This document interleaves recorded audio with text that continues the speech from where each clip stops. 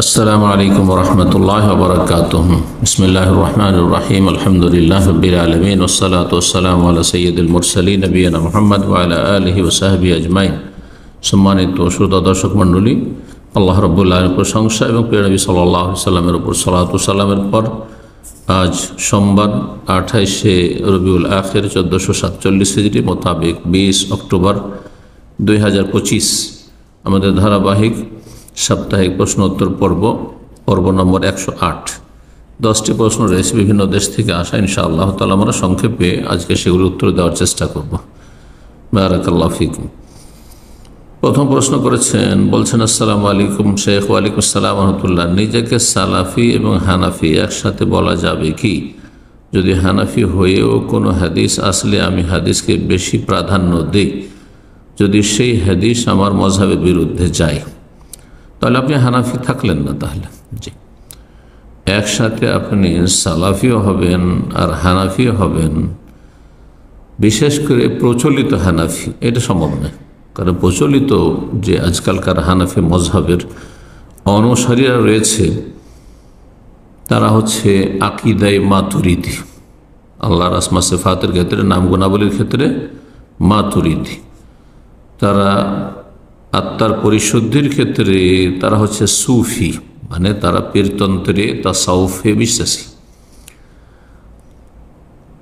এবং তারা মযহাবের অন্ধ মুকাল্লিদ, তাকলিদ, কোনো একটি মযহাব মানা তাদের সকল স্তরের মানুষের জন্য ফরজ, তাদের কাছে ফরজ, মযহাব মানা ফরজ, তাদের কাছে শুনে থাকে। জি, সুতরাং এই বিভ্রান্তির সাথে সালাফি আকিদা মানহাজের কোনো সম্পর্ক নেই। সালাফি আকিদা মানহাজ হচ্ছে সেই আকিদা মানহাজ যার উপর রাসূলুল্লাহ সাল্লাল্লাহু আলাইহি ওয়াসাল্লাম সাহাবায়ে কেরামগণকে ছেড়ে গেছেন রিজওয়ানুল্লাহি তাআলা আলাইহিম আজমাইন।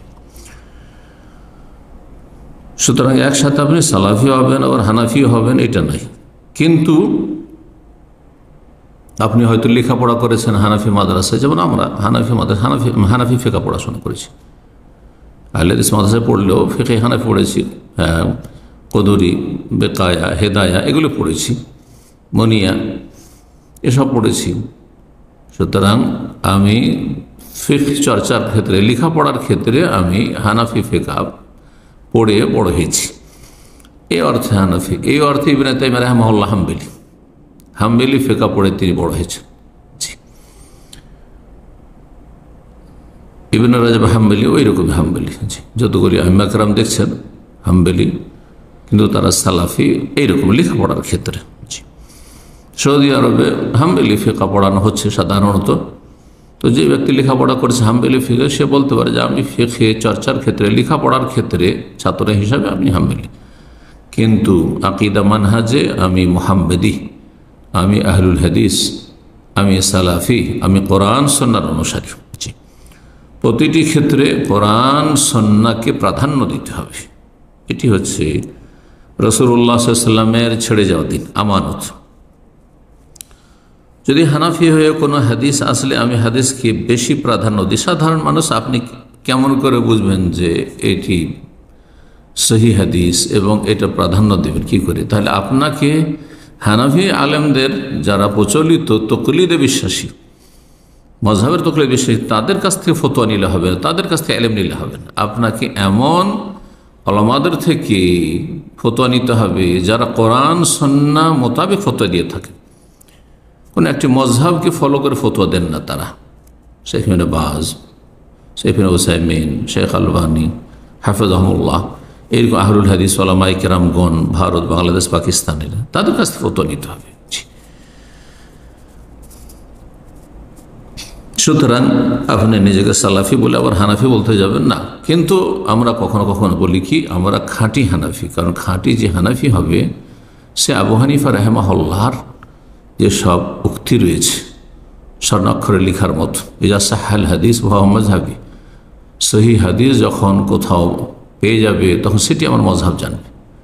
তারা সহি হাদিস বিরোধী তাদের মযহাব উদ্দেশ্য ছিল না, কিন্তু অনেক হাদিস তাদের কাছে পৌঁছেনি অথবা সহি সূত্রে পৌঁছেনি, যতটা তারা হাদিস পেয়েছেন এবং যতটা তাদের এলমের দৌড় ছিল সেই ফতোয়া দিয়েছেন, এবং পরবর্তীকালে দেখা যাচ্ছে বহু সহিহ হাদিসের বিপরীত তাদের ফতোয়া হয়ে গেছে। এটি আবু হানিফা, শাফি, মালিক, আহমদ সবার ক্ষেত্রেই প্রযোজ্য।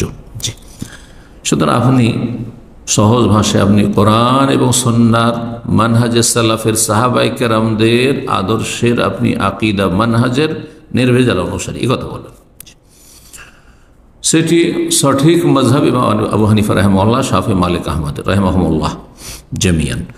2 নম্বর প্রশ্ন বলছেন, আসসালামু আলাইকুম শাইখ। ওয়ালাইকুম আসসালাম রহমতুল্লাহ। আমি পশ্চিমবঙ্গ থেকে বলছি। বর্তমান সময়ে কিছু অসাধু ব্যবসায়ীরা অর্থের লোভে কুমারী বা বাচ্চা মেয়েদেরকে কিছু নোংরা সংস্থার কাছে বিক্রি করে দিচ্ছে। আল্লাহর লানত অভিশাপ তাদের উপর। আল্লাহ তাদেরকে তার রহমত থেকে দূর করুন, দুনিয়া আখিরাতে তাদেরকে লাঞ্ছিত করুন, তাদের অনিষ্ট থেকে মানব জাতিকে রক্ষা করুন। তাহলে তাদেরকে সেই সংস্থা থেকে কিনে এনে রাখলে যুদ্ধবন্দীদের মতো অবিবাহিত অবস্থায় সহবাস করা যাবে কি? কি করে এই কথা বললেন আপনি? এক তো জালেমরা জুলম করে স্বাধীন মানুষকে বিক্রি করেছে, আর তারপরে আপনি পয়সা আছে কিনে নিয়ে আপনি জেনা করবেন। নাউযুবিল্লাহ মিন যালিক। আপনার এতটুকু ইসলামের জ্ঞান নেই যে জেনা কাকে বলে আর নিকাহ কাকে বলে, সেফাহ কাকে বলে আর নিকাহ কাকে বলে। জি, আল্লাহ হিদায়াত দান করুন। একমাত্র একটি পথ রয়েছে, সেটি নিকাহ। পুরুষ নারীর শারীরিক সম্পর্কের একমাত্র বৈধ পন্থা হচ্ছে নিকাহ, বৈবাহিক সম্পর্ক। আর আমা মালাকাত আইমানুহুম, সেটার জন্য আপনি কোরবানি দেন, ত্যাগ স্বীকার করেন, জীবনের ঝুঁকি নেন, আর তারপরে আপনার এখতিয়ারে নেই, আপনার যিনি হাকিম হবেন, শাসক হবেন, আমিরুল মুমিন হবেন, তিনি যাকে ভাগ বন্টন করে দেবেন। সেটা হচ্ছে আর একটি পথ। এটি বড় লানতের কাজ এবং দুনিয়া আখিরাতে এরা লাঞ্ছিত। 3 নম্বর প্রশ্ন বলছেন, আসসালামু আলাইকুম শাইখ। ওয়ালাইকুম আসসালাম রাহমাতুল্লাহ। আমি যদি ঈমান নবায়ন করার জন্য প্রতিদিন রাতে ঘুমানোর আগে কালেমা শাহাদাত পাঠ করি তাহলে কি বিদআত হবে? নিয়মিত যদি করেন প্রতিদিন কালেমা শাহাদাত, লা ইলাহা ইল্লাল্লাহ ওয়া আশহাদু আল্লা ইলাহা ইল্লাল্লাহ ওয়া আশহাদু আন্না মুহাম্মাদার রাসূলুল্লাহ, তাহলে বিদআত হবে। নবী সাল্লাল্লাহু আলাইহি ওয়াসাল্লাম করেননি। যদি এটি কল্যাণকর হতো, ভালো হতো, তাহলে নবী সাল্লাল্লাহু আলাইহি ওয়াসাল্লাম সেটা করে যেতেন, খোলাফায়ে রাশিদিন করতেন। আপনার জন্য শরীয়ত সম্মত বিধান হচ্ছে যে যেই জিকির আজকারগুলি রাসূলুল্লাহ সাল্লাল্লাহু আলাইহি ওয়াসাল্লাম বিভিন্ন হাদিসে প্রমাণিত হয়, করেছেন, করতে বলেছে, সেগুলি করবেন। সেগুলি কালেমা শাহাদাতের কথা রয়েছে। আপনি সাইয়্যিদুল ইস্তিগফার সকাল সন্ধ্যা, আল্লাহুম্মা আনতা রাব্বি লা ইলাহা ইল্লা আনতা খালাকতানি লা ইলাহা ইল্লা আনতা, কালেমা তাইয়্যিবা। ওয়া আনা আবদুকা, জি, আপনি আল্লাহর কাছে গোলামি প্রকাশ করছেন, তো তাওহীদের কথা রয়েছে এতে বারবার করে। তারপরে সূরা ইখলাস রয়েছে, তাতে সূরা কাফিরুন রয়েছে, এগুলি আপনি পড়বেন। আর তারপরে জিকির আজকারে রয়েছে আরও, যেগুলিতে তাওহীদের কথা রয়েছে। জি, তাওহীদের ঘোষণা রয়েছে, শিরক কুফরি থেকে সম্পর্ক ছেদের ঘোষণা রয়েছে। আল্লাহুম্মা ইন্নী আসলামতু নাফসি ইলাইক ওয়া ওয়াজ্জাহতু ওয়াজহি ইলাইক ওয়া ফাওয়াযতু আমরি ইলাইক ওয়া আলজাতু যাহরি ইলাইক রাগবাতান ওয়া রাহবাতান ইলাইক লা মালজা ওয়া লা মানজা মিনকা ইল্লা ইলাইক আমানতু বিকিতাবিকা আল্লাযী আনজালতা ওয়া বিনাবিয়িকা আল্লাযী আরসালতা। সবগুলিতে তাওহীদ সালাতের কথা রয়েছে। সুন্নত মোতাবেক আমল করবেন, নিজের পক্ষ থেকে কোনো কিছুকে ভালো মনে করবেন না, হলে বেদাতে লিপ্ত হবেন। তাই মাঝে মধ্যে অতিরিক্ত জিকির আজকার করছেন আপনি, যে সুন্নতি জিকির আজকার শেষ করে ঘুম আসছে না, লা ইলাহা ইল্লাল্লাহ, লা ইলাহা ইল্লাল্লাহ, লা ইলাহা ইল্লাল্লাহ পড়ছেন, আস্তাগফিরুল্লাহ পড়ছেন, কখনো আলহামদুলিল্লাহ পড়ছেন, সুবহানাল্লাহ পড়ছেন, ঠিক আছে। জি,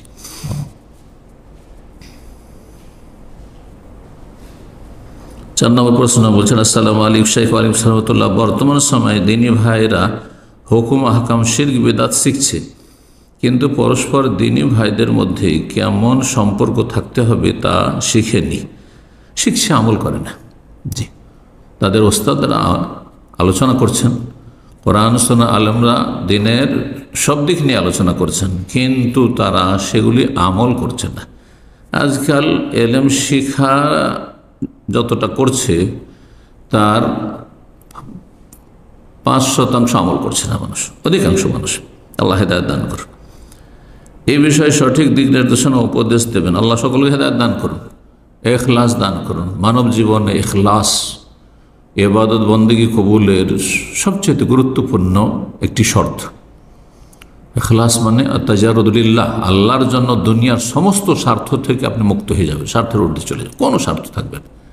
যখন আবার দুনিয়ার স্বার্থ রাখছেন আপনি মুসলিম ভাই বোনদের সাথে, তখনই সেখানে স্বার্থে আঘাত লাগলেই বা স্বার্থ হাসিল না হলেই, কুপ্রবৃত্তি যে আপনার রয়েছে তার চাহিদা পূরণ না হলেই, তখন আপনি দুর্ব্যবহার করে দিচ্ছেন, আপনার আখলাক চরিত্র ভালো থাকে না।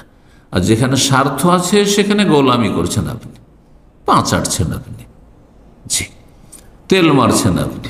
আল্লাহ হেদায়েত দান করুন। তাহলে মূল বিষয় হচ্ছে ইখলাস। আল্লাহর সাথে আপনার সম্পর্ক গভীর হবে এবং আল্লাহর সাথে যার সম্পর্ক যত বেশি তার সাথে আপনার আমার সম্পর্ক তত বেশি। এটি হচ্ছে আত্তাজারুদুলিল্লাহ, আল্লাহ যেন দুনিয়ার সমস্ত স্বার্থ থেকে মুক্ত হওয়া। 5 নম্বর প্রশ্ন বলছেন, আসসালামু আলাইকুম শেখ ওয়ালাইকুম সালাম। ফরজ সালাতের পর আয়াতুল কুরসি ও সকাল সন্ধ্যায় সাইয়্যিদুল ইস্তিগফার পড়ার যে ফজিলত রয়েছে তা কত সময় পর্যন্ত সীমাবদ্ধ থাকে? ফরজ সালাতের পরে জিকির আজকারগুলি তার সাথে সাথে পড়তে হবে। মাঝখানে আপনি সুন্নত পড়ে নিলেন, অথবা সেখান থেকে আপনি চলে গেলেন, তারপরে কিছুক্ষণ পরে পড়ছেন না, আর পড়ার সময় নেই, তবে আপনার জরুরি কাজ আছে, সেজন্য সালাম ফেরার পরে হয়তো ফরজ সালাত থেকে বেরিয়ে পড়লেন, আর আপনি হয়তো নিজের গাড়িতে বসে গেলেন, অথবা হাঁটছেন, রাস্তায় চলছেন আর পড়ছেন, এটা করা যেতে পারে। এক কথায় আজকার বাদা সালাম মানে সালাতের পরেই শুরু করতে হবে আজকারগুলি, জি। এবং এই ক্ষেত্রে বেদাতি মোনাজাত করবেন না, বেদাতি মোনাজাত সম্মিলিত মোনাজাত, ইমাম দোয়া করছেন আর বাকিগুলো আমিন আমিন বলছেন, এটা করবেন না। এটা করার পরে কেউ যদি জিকির আজকার করে তাহলে এই জিকির সুন্নাত মোতাবেক হলো না। সালাম ফেরার পরে জিকির আর সালামের আগে হচ্ছে দোয়া, মনে রাখবেন। এই সুন্নতটি বুঝে নিলে বিষয়টি সহজ হয়ে যাবে। সাইয়্যিদুল ইস্তিগফার যে কোনো সময় পড়া যায়, তবে সকাল সন্ধ্যায় একবার করে পড়লে আপনি জান্নাত পাবেন ইনশাআল্লাহ কমপক্ষে, আর অতিরিক্ত যত পড়বেন তত পড়তে পারেন, যে কোনো সময় পড়তে পারেন। সকাল সন্ধ্যা পড়ার বিষয়টি যে রয়েছে, দুপুরে মাথার উপর থেকে সূর্য গড়ে যাওয়ার পর থেকে শুরু করে আপনার মাগরিব পর্যন্ত, এটা হচ্ছে সন্ধ্যাবেলা জিকিরের সময়। আর সকালবেলা জিকির আপনার ফজর পড়ে নেওয়ার পর থেকে শুরু করে সূর্য মাথার উপর আসার আগ পর্যন্ত, এই সময় যে কোনো সময় পড়ে নেওয়া যেতে পারে। এ হচ্ছে সকাল সন্ধ্যার জিকির আজকার সম্পর্কে যে আয়াতগুলি রয়েছে কোরআনে কারিমে অথবা হাদিস রয়েছে, সেগুলির সঠিক ব্যাখ্যা। 6 নম্বর প্রশ্ন বলছেন, আসসালামু আলাইকুম শেখ ওয়ালাইকুম সালাম। আমরা অমুসলিম দেশে থাকি, দোয়া করবেন যেন তাড়াতাড়ি হিজরত করতে পারি, আল্লাহ তৌফিক দান করেন। জানি না এই ভাই কোথায় আছেন বা বোন কোথায় আছেন। আমি আমার পরিবার নিয়ে থাকি, ইমানের ব্যাপারে আমার সন্তানদের নিয়ে আমি খুব চিন্তিত, তাই মুসলিম দেশে যাওয়ার চেষ্টা করছি, আল্লাহ তৌফিক দান করুন। ইখলাস থাকলে, চেষ্টা থাকলে, আপনি যদি নাও যেতে পারেন মুসলিম দেশে, অমুসলিম দেশেও বাস করতে হয়, সেখানে আল্লাহ ইমান রক্ষা করার তৌফিক দেবেন, ছেলে মেয়েদেরকে গুমরাহি থেকে রক্ষা করার তৌফিক দেবেন। মানুষ যখন চেষ্টা করে তখন আল্লাহ তার জন্য রাস্তা সহজ করে দেন, জি। সেটা সেখান থেকে হিজরতের মাধ্যমে হোক, অথবা সেখানে ইমান ইসলামের এবং দাওয়ার আলো জ্বালাবার মাধ্যমে হোক, জি।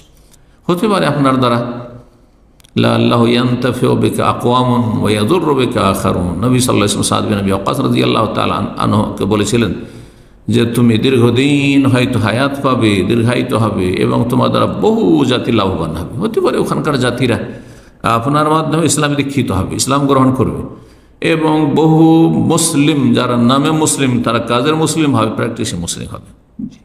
আল্লাহ যেখানে রাখছেন সেখানে আপনি সূরা আসরের বাস্তবায়নের চেষ্টা করবেন। আপনি আপনার ঈমান যেন ঠিক থাকে, ঈমানে আকীদার যতগুলি দিক রয়েছে, আর আপনার নেক আমল ফরজ ওয়াজিব যেন ঠিক থাকে, হারাম নাজায়েজ থেকে বেঁচে থাকবেন, ছেলে মেয়েদের বাঁচাবার চেষ্টা করবেন, এবং ওয়াতাওয়াসাউ বিল হক, দাওয়া ইলাল্লাহ, দ্বীনের দাওয়াতের কাজ করবেন। মুসলিম অমুসলিম সকলকে ইসলামের দাওয়াত দিবেন, ইসলামের শিক্ষা দিবেন, ইসলামের আদর্শ তাদের কাছে পৌঁছে দেবেন। আল্লাহ তৌফিক দান করুন এবং সেই যোগ্যতা লাভ করবেন। সেই যোগ্যতা না থাকলে অযোগ্যতার সাথে আপনি কি ইসলামের আপনি দাওয়ার কাজ করবেন। আমার মা বাবা যেতে দিতে নারাজ। আপনি যদি স্বাবলম্বী হন, আপনি নিজেই আপনি কাজকর্ম করতে পারছেন, তাহলে আপনি মা বাবার উপর নির্ভরশীল না। মা বাবাকে বলবে যে না, এসব দেশে এইভাবে থাকলে ফিতনার আশঙ্কা রয়েছে, সুতরাং আপনাদের এই কথা আমি রাখতে পারছেন না, আমি নিরাপদ স্থানে স্থানান্তরিত হয়ে হিজরত করবো। জি, এবং তাদেরকেও সেখান থেকে উদ্ধার করার চেষ্টা করবেন। 7 নম্বর প্রশ্ন বলছেন, আসসালামু আলাইকুম শেখ ওয়ালিম সালাতুল্লাহ, আমি শুধু কোরআন করিম তাজবিদ অনুযায়ী শিক্ষা দিই, এতে কি এই হাদিসের ফজিলত পাওয়া যাবে? খায়রুকুম মান তাআল্লামাল কোরআন ওয়া আল্লামা, তোমাদের মধ্যে সবচেয়ে শ্রেষ্ঠ ওই সব লোকেরা যারা কোরআন শিখে এবং শিখায়। নবী সাল্লাল্লাহু আলাইহি ওয়াসাল্লাম তালিমের কথা বলেছেন। তালিম মানে শুধু আক্ষরিক শিক্ষা নয়, তালিম মানে কোরআনের ইলম হাসিল করা, কোরআনের জ্ঞান অর্জন করা। যে ব্যক্তি কোরআন শুধু পড়তে পারে, কোরআনের তাজবিদ কেরাত সুন্দর পারে, কোরআন মুখস্থ আছে, সেই ব্যক্তি কতটা কোরআনের জ্ঞান অর্জন করলো বলুন তো দেখি। তার আক্ষরিক জ্ঞান আছে, হ্যাঁ, বিশুদ্ধ তেলাওয়াতের জ্ঞান আছে, হ্যাঁ, কোরআন আয়ত্ত করার, কোরআনের শব্দগুলি আয়াতগুলি আয়ত্ত করার জ্ঞান আছে, কিন্তু কোরআনের অর্থের জ্ঞান নেই, তর্জমার জ্ঞান নেই, তাফসীরের জ্ঞান নেই, তাদাব্বুরে কোরআন, কোরআন নিয়ে গভীরভাবে আল্লাহ চিন্তা করতে বলেছেন, সেই হক আদায় করতে পারছেন না। এই জন্য কোরআনের হক নামে বা এই বিষয়ে আমি একটি আলোচনা করেছি বিস্তারিত, অবশ্যই শুনবেন। হুকুকুল কোরআনুল কারীম, কোরআনে কারীমের হক মানব জাতির ওপর কি রয়েছে? মানব জাতির ওপর কোরআনের হক রয়েছে, যেমন পিতামাতার হক রয়েছে, যেমন রবের হক রয়েছে, তবে রবের বাণীর হক রয়েছে, হ্যাঁ, রবের রসুলের হক রয়েছে, ঠিক ওই রকম হক রয়েছে কোরআনুল কারীমের, যা আসমানে সেলাও সমস্ত মানবতার জন্য। জি, আল্লাহ সকলকে বোঝার তৌফিক দান করেন। তবে আপনি আংশিক ফজিলত পাবেন, যতটা আপনি এই ক্ষেত্রে এগিয়ে যেতে পেরেছেন, কোরআনের আপনি তাজবিদ সহ শিক্ষা দিচ্ছেন, ততটা ফজিলত ইনশাআল্লাহ পাবেন। পূর্ণ ফজিলতের জন্য যেমনটা বললাম, কোরআন কারীমের পুরো হকগুলি জানতে হবে এবং সেই হকগুলি আদায় করতে হবে, তাহলে আল্লাহর পূর্ণ প্রতিদান দেবেন। জি, চেষ্টা করুন, আল্লাহ তৌফিক দান করবেন। 8 নম্বর প্রশ্ন বলছেন, আসসালামু আলাইকুম শেখ ওয়ালিম সালাতুল্লাহ, আমি আমার স্বামীর সাথে গাজীপুর টঙ্গীতে থাকি। আমার শ্বশুর বাড়ি গাইবান্ধা। টঙ্গী থেকে গাইবান্ধা প্রায় 240 কিলোমিটার হবে। আমি মাঝে মধ্যে শ্বশুর বাড়িতে যাই, 4-5 দিন থাকি। তখন কি আমি কসর নামাজ পড়তে পারব? শ্বশুর বাড়িতে আপনার যদি স্বামীর ঘর রয়েছে, রুম রয়েছে, গিয়ে কার রুমে থাকছেন, কারো মেহমান হয়ে নয়, আপনি আপনার স্বামীর রুমে থাকছেন, তাহলে আপনি সেখানে মুকিম। আপনার বাবার বাড়িটা আসলে আপনার বাবার বাড়ি নয় বিয়ের পরে, বরং আপনার স্বামীর ঘরটা, সেটা আপনার শ্বশুর আব্বার প্রপার্টি হোক, গ্রামের বাড়ি হোক, আপনি ঢাকায় থাকছেন, গাজীপুরে থাকছেন, কোথাও থাকছেন, আপনি দেশে বিদেশে থাকছেন, কিন্তু আপনি সেখানেও গ্রামের বাড়িতে একটা রুম রেখেছেন বা আপনার স্বামী রেখেছে, সেখানে গিয়ে থাকলে আপনি মুকিম, আপনার জন্য কসর জায়েজ নয়। বলছেন শ্বশুর বাড়িতে যাই, 4-5 দিন থাকি, তখন কি আমি কসর নামাজ পড়তে পারবো? যেমনটা বললাম যে আপনার যদি সেখানে ঘর থাকে, আপনি সেখানে অতিথি হিসেবে নয়, মেহমান না, তাহলে কসর করা জায়েজ নয়, মুকিম আপনি, আপনার স্বামীও মুকিম, আপনিও মুকিম। কিন্তু যদি দেখা যায় যে আপনি গেলেন, সেখানে আপনার শ্বশুরের শুধু রুম আছে, অতিরিক্ত একটা রুম আছে যেখানে আপনাদের থাকতে দিয়েছে, বা আপনার শ্বশুরের অন্য ছেলেদের রুম আছে, তারা আপনাদেরকে মেহমান হিসেবে থাকতে দিয়েছে, আত্মীয় হিসেবে থাকতে দিয়েছে, তাইলে তখন আপনি সেখানে মুসাফির, আর 4 দিন পর্যন্ত কসর করতে পারবেন যদি 4 দিনের নিয়ত থাকে যে এই 4 দিনের মধ্যে ফিরে যাব। কিন্তু 5 দিন যদি নিয়ত থাকে, তাহলে কসর করে প্রথম দিন থেকে সেখানে আপনি মুকিম হয়ে যাবেন এবং পূর্ণ সালাত আদায় করতে হবে, এটি সবচাইতে সহিহ মত। জি, 9 নম্বর প্রশ্ন বলছেন, আসসালামু আলাইকুম শেখ ওয়ালিম সালাতুল্লাহ, আমার এক ভাই সমস্ত মুসলিমের জন্য মাগফিরাত ও রহমতের দোয়া করেছে এবং সব অসুস্থদের জন্য সুস্থতার দোয়া করেছে। তখন আমি তাকে বলেছি সবাই রহমত প্রাপ্ত হবে না, কে রহমত প্রাপ্ত হবে না হবে সেটা আল্লাহ জানে, আলেমুল গায়ব, আপনি কি করে জানলেন? আর তারপরে আগে জানবেন যে রহমত প্রাপ্ত যেই লোকগুলি হবে তাদের জন্য দোয়া করবেন, তা তো রহমত প্রাপ্ত হবে, তাহলে তো জেনেই গেছেন আপনি। না, আল্লাহ হেদায়েত করুক, আপনার ধারণা ভুল, সবাই ক্ষমাপ্রাপ্ত হবেন না, হ্যাঁ, কিন্তু আপনি কি জানেন যে কে ক্ষমাপ্রাপ্ত হবে আর কে হবে না? মুসলিম ইসলামের অবস্থায় ইমান ইসলাম ভঙ্গ করে যদি না যায় তো ক্ষমা পাবে, সে সাজা শাস্তি পেয়ে হোক, জাহান্নামের আর কবরের দুনিয়ার ধাক্কা খেয়ে হোক শাস্তি, আর বালা মুসিবতে নিমজ্জিত হয়ে হোক, অথবা এমনি হোক। এবং সবাই সুস্থ হবে না, কেউ কেউ হবে তবে সবাই নয়। আমার এই কথার কারণে কি আমার গুনাহ হবে না? ভুল ধারণা আপনার। আল্লাহ রাব্বুল আলামিন সূরা হাশরে দোয়া শিখিয়েছেন, রব্বানা ইগফির লানা ওয়া লিইখওয়ানিনা আল্লাযীনা সাবাকুনা বিল ঈমান। আল্লাহ আমাদেরকে ক্ষমা করে দাও এবং ওই সব ভাই বোনদেরকে আল্লাহ ক্ষমা করে দাও যারা আমাদের পূর্বে ঈমানের সাথে চলে গেছে, তাদের ঈমান ছিল। তাহলে মুমিন মুসলিমের জন্য তারা মারা গেলেও দোয়া করতে পারে তাদের জন্য, আর কাফেরদের জন্য জীবিত অবস্থায় দোয়া করতে পারে। যতদিন জীবিত আছে কাফের যদি আপনার হিতাকাঙ্ক্ষী হয়, আপনার ঈমান ইসলামের মুসলিমদের হিতাকাঙ্ক্ষী হয়, তার দ্বারা জনকল্যাণমূলক কাজ হয়, তাহলে তার জন্য দোয়া করতে পারবেন, আল্লাহ তাকে হেদায়েত দান করে দাও, তাকে ক্ষমা করে দাও। ক্ষমা করা মানে হেদায়েতের মাধ্যমে ক্ষমা হবে, না হলে ক্ষমা হবে না। এবং তারপরে দয়া করো, তাকে সুস্বাস্থ্য দান করো, তাকে দীর্ঘায়িত করো, তার রুজিতে বরকত দান করো। দুনিয়ার দোয়াগুলি করা যাবে, আর আখিরাতের দোয়ার জন্য, রহমত আর মাগফিরাতের জন্য হেদায়েত শর্ত রয়েছে, হেদায়েতের দোয়া করবেন। আল্লাহুম্মা হদি কওমি ফাইন্নাহু লা ইয়ারু, আল্লাহ আমার জাতিকে সুমতি দান করো, সঠিক পথের পথিক করো, হেদায়েত দান করো, তারা অবুঝ, বুঝছে না। 10 নম্বর সর্বশেষ প্রশ্ন বলছেন, আসসালামু আলাইকুম শেখ আলিম সাতুল্লাহ, নারীদের ছবি সোশ্যাল মিডিয়ায় শেয়ার করা যাবে? হারাম। কি করে যাবে? যদি খুব বয়স্ক মহিলা হয় সেই ক্ষেত্রে তার ছবিতে যদি মাথার চুল, গলা ইত্যাদি খোলা থাকে, মাথার চুল যদি খোলা নাও থাকে, গলা খোলা নাও থাকে, চেহারা খোলা থাকে, তবুও জায়েজ নয় সোশ্যাল মিডিয়ায় বয়সিকা মহিলাদের ছবি প্রচার করা বা শেয়ার করা।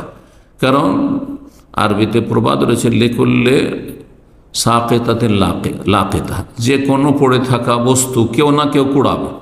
রাস্তায় কোনো কিছু পড়ে আছে, 1 টাকা পড়ে আছে, 8 আনা পড়ে আছে, আপনি হয়তো কুড়াবো না, সেটাকে উঠাবো না, কিন্তু অন্য কেউ উঠিয়ে নেবে। তো একটা বুড়ি মেয়ের জন্য বুড়া আছে, একটা বুড়ি মেয়ের ওপর আকর্ষণ আছে, বুড়োর আকর্ষণ আছে। একটা যদি 60 বছরের মহিলা হয় তো 70-80 বছরের অনেক বুড়ো আছে, তার দিকে তাকাবে এবং তারপর আকর্ষণ হবে। হয়তো যুবকেরও হইতে পারে। আজকাল তো অধিকাংশ মানুষ বদস্বভাবের কারণে তাদের প্রকৃতি বিকৃত প্রকৃতি, সুতরাং 18 বছরের ছেলে 50-60 বছর 70 বছর বুড়িকে বিয়ে করছে, এমনকি মাহরামকে বিয়ে করছে, কাফের দাদিকে বিয়ে করছে, নানিকে বিয়ে করছে, দেখতে পাচ্ছেন। জি, সুতরাং কখনো জায়েজ না এটা। জি, বয়সিকা হোক অথবা অল্প বয়সী হোক, যুবতী হোক, খোলা অবস্থায় হোক একবারে, আর না হয় চেহারা খোলা হোক, জায়েজ নাই। এমনকি বোরখা পরে যে মহিলারা ছবি শেয়ার করছে, উদ্দেশ্য কি আপনার? এদিকে আকর্ষণ নাই মনে করছেন আপনি? ফেসবুকে, সোশ্যাল মিডিয়াতে আপনি বোরখা পরে আপনার চোখের একটু ফাটল যে খোলা আছে, সেটা ফেতনার কারণ হইতে পারে না? অথবা আপনার নামটা লেখা আছে, আপনার পরিচিতি দেওয়া আছে, এটা অমুকের মেয়ে বা অমুকের স্ত্রী, এদিকে একটু ফেতনার কারণ হইতে পারে না? অনেকের জন্য ফেতনার কারণ হইতে পারে।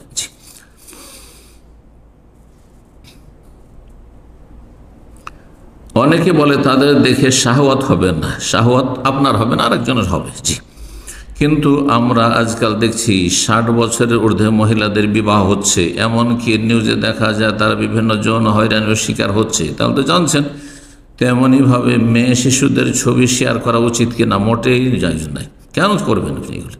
এমনকি ছেলেদেরই কেন শেয়ার করতে যাবেন? এতে অনেকের বদনজরও পড়তে পারে। এই না কাজে আপনার কচি কাচাদেরই কেন আপনি ছবি শেয়ার করতে যাবেন? উদ্দেশ্য কি? দুনিয়াকে দেখানো? আল্লাহ হিদায়াত দান করুন। কারণ তাদের ক্ষেত্রেও একই ঘটনা ঘটছে। আর এছাড়া অনেক সময় এই মেয়েরা বড় হয়ে পর্দা করে, তখন তাদের এই ছবি তাদের জন্য একটা যন্ত্রণার কারণ হয়ে দাঁড়ায়। তাহলে হারাম নাজায়েজ হওয়ার কারণগুলিতে আপনি বুঝছেন, মাশাআল্লাহ। এই জন্য আবার বলছি যে মহিলাদের বা মেয়েদের ছবি সোশ্যাল মিডিয়াতে এইভাবে শেয়ার করা জায়েজ নয়। বিশেষ করে যদি 9 বছরের ঊর্ধ্বে 10 বছরে পৌঁছে যায় তাহলে হারাম, আর তার নিচে যদি হয় তাহলে অনেক সময় জায়েজ হলে অপছন্দনীয়, এবং এটা আপনার জন্য, আপনার মেয়ের জন্য, আপনার কচিকাচাদের জন্য এটা ক্ষতিকর হইতে পারে, আর এটা বদনজরের কারণ হইতে পারে। যেমন কুদৃষ্টি লাগতে পারে, সরাসরি নজর পড়লে বদনজর লাগতে পারে, ঠিক তেমনই ছবির ওপর বদনজর পড়তে পারে। সুতরাং এগুলো থেকে বেঁচে থাকবেন। আল্লাহ রাব্বুল আলামিন যেন সকলকে সঠিক বুঝ দান করেন এবং কোরআন সুন্নাহ ভিত্তিক জীবনযাপনে তৌফিক দান করেন। সুবহান রাব্বিকা রাব্বিল ইজ্জাতি আম্মা ইয়াসিফুন ওয়া সালামুন আলাল মুরসালিন ওয়াল হামদুলিল্লাহি